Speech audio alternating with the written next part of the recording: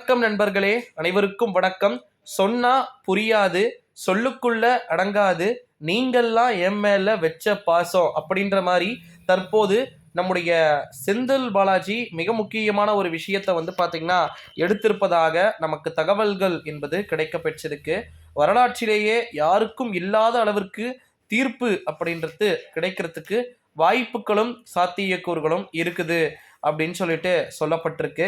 குறிப்பா இந்த ஒரு சூழ்நிலையில தான் வரலாற்றிலேயே யாருக்கும் இல்லாத அளவிற்கு பாத்தீங்கன்னா செந்தில் பாலாஜியின் வழக்குகள் அடுத்தடுத்த தீர்ப்பை நோக்கி எதிர்நோக்கி காத்து கொண்டிருப்பதாக நமக்கு தகவல்கள் என்பதும் கிடைக்க பெற்று கொண்டிருக்கிறது நண்பர்களே.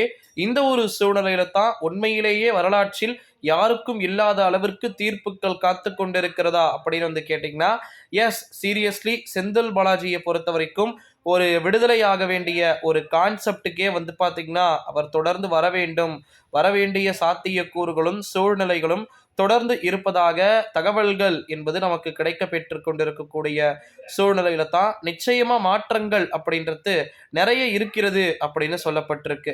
செந்தில் பாலாஜியும் சரி, செந்தில் பாலாஜியின் தம்பியும் சரி, அடுத்தடுத்து இருப்பவர்களும் சரி, ஒவ்வொன்றாக ஏகப்பட்ட நபர்கள் பாத்தீங்கன்னா இருக்கின்ற சூழ்நிலையில தான் வரலாற்றில் யாருக்கும் இல்லாத அளவிற்கு செந்தில் பாலாஜிக்கு புதிய புதிய தீர்ப்புகளை கொடுக்க திட்டத்தை தீட்டி வைத்திருப்பதாக தகவல்கள் என்பதும் நமக்கு கிடைக்க பெற்று கொண்டு வருகிறது அப்படின்னே சொல்லலாம் நண்பர்களே.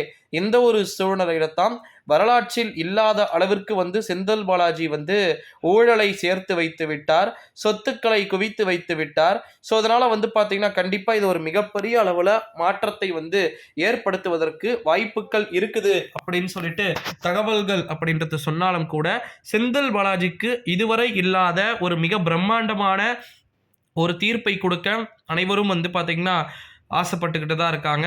இந்த ஒரு சூழ்நிலையில தான் செந்தில் பாலாஜிக்கு யாருக்குமே கிடைக்காத ஒரு தீர்ப்பு கிடைக்கக்கூடுமா அப்படின்றத எல்லாத்தையுமே நம்ம வெயிட் பண்ணி தான் பார்க்கணும். 2024ஆம் ஆண்டு நாடாளுமன்றத்துடைய தேர்தலிலேயே வாக்குகள் குறைந்திருப்பது திமுகவிற்கு ஒரு சரிவை காட்டுகிறது அப்படின்ற மாதிரி தகவல்கள் சொன்னாலும் கூட நிச்சயமாக அனைத்துமே பார்த்தீங்கன்னா மாற்றத்தை நோக்கிய ஒரு நகர்வையே எடுத்துக்கொண்டிருக்கிறது அப்படின்னே சொல்லலாம் நண்பர்களே. அது மட்டும் இல்லாமல் இன்னொரு ஒரு மிக முக்கியமான ஒரு தகவல் என்ன அப்படின்னு பார்த்தீங்கன்னா வரலாற்றில் சில விதமான திட்டங்கள் ஏகப்பட்ட விதமான விஷயங்கள் பார்த்தீங்கன்னா நடந்தும் கொண்டிருக்கிறதை நம்மளால் பார்க்கப்பட்டும் கொண்டிருக்கிறது.